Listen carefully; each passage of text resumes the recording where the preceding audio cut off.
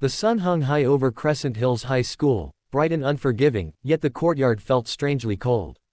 Students formed a half-circle around a cracked patch of concrete where a tall boy in a black jacket stood like a shadow. His name was Ryder Kane, the notorious gang leader who ruled the school's hallways with silence and fear. That day, however, something interrupted his routine cruelty, something that would change the entire school forever. He stared at the new girl standing before him.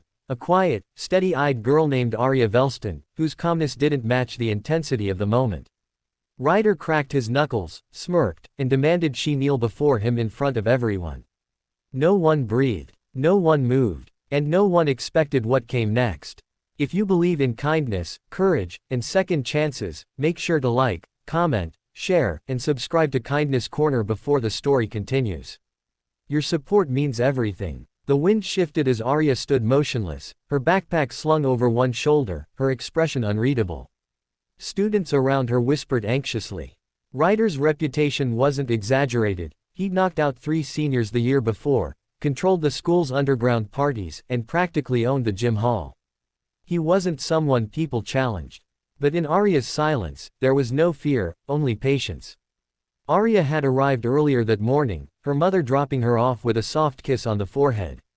It's a new beginning, her mother had whispered. But new beginnings were never simple for Arya. After her father's death during a humanitarian mission abroad, she and her mother had moved constantly, each school adding layers to her grief. Her father had been her hero, the one who taught her never to bow to intimidation, the one who made her believe strength wasn't loud, but deeply rooted. She carried that lesson everywhere, along with her father's Jiu-Jitsu black belt tucked safely in a box under her bed. Inside the school, the rumors spread quickly. The new girl accidentally bumped into Ryder's girlfriend in the hallway, causing her iced coffee to splash over her expensive yellow dress. The girlfriend, Macy Thorne, instantly played the victim role, screaming and crying dramatically until Ryder heard. Now, with his bruised ego and inflated pride, Ryder decided to teach the new girl her place. As the crowd thickened, Arya scanned the faces around her, nervous, curious, some hopeful but unwilling to intervene. She had seen those faces before, people waiting to witness cruelty because stepping forward required courage they hadn't yet found. Ryder stepped closer. I said kneel, he repeated, voice smug and low. Arya inhaled slowly. The air felt heavy, like the world was holding its breath.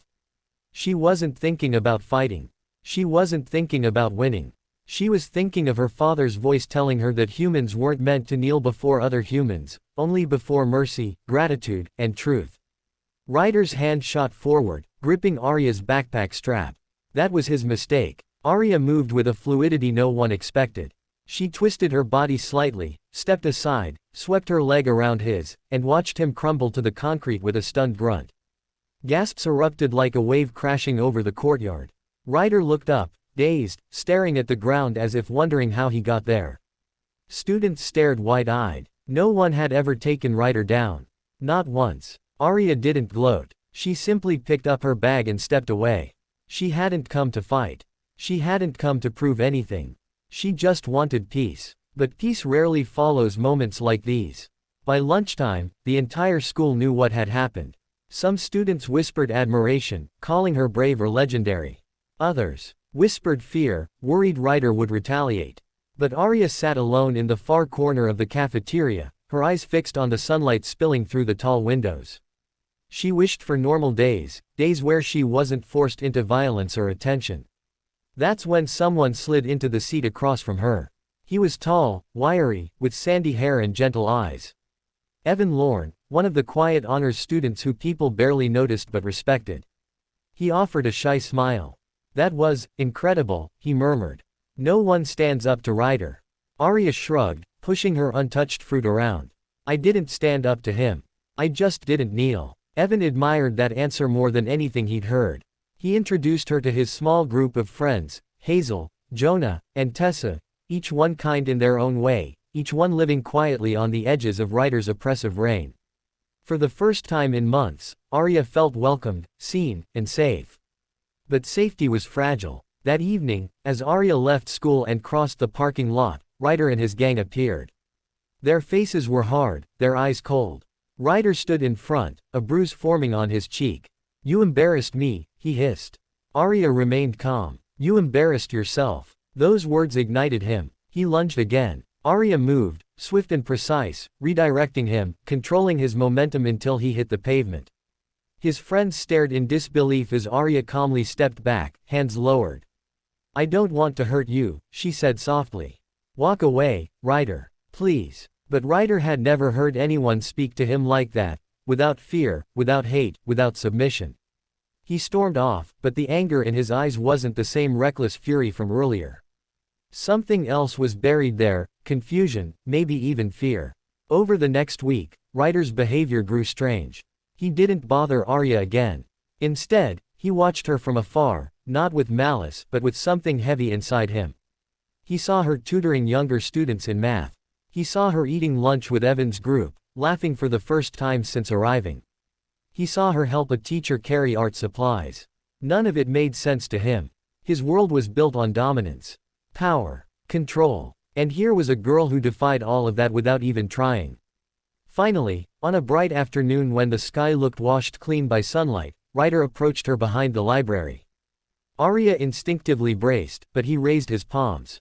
No fighting, he muttered. His voice was different, quieter, rougher, cracked around the edges. Arya nodded slowly, waiting. Ryder swallowed hard. Why didn't you hit me? You could have crushed me. Because you didn't need to be crushed, Arya replied. You needed someone to stop you. Her answer struck him deeply. Ryder had been violent for so long he forgot what it felt like to be seen as a human being.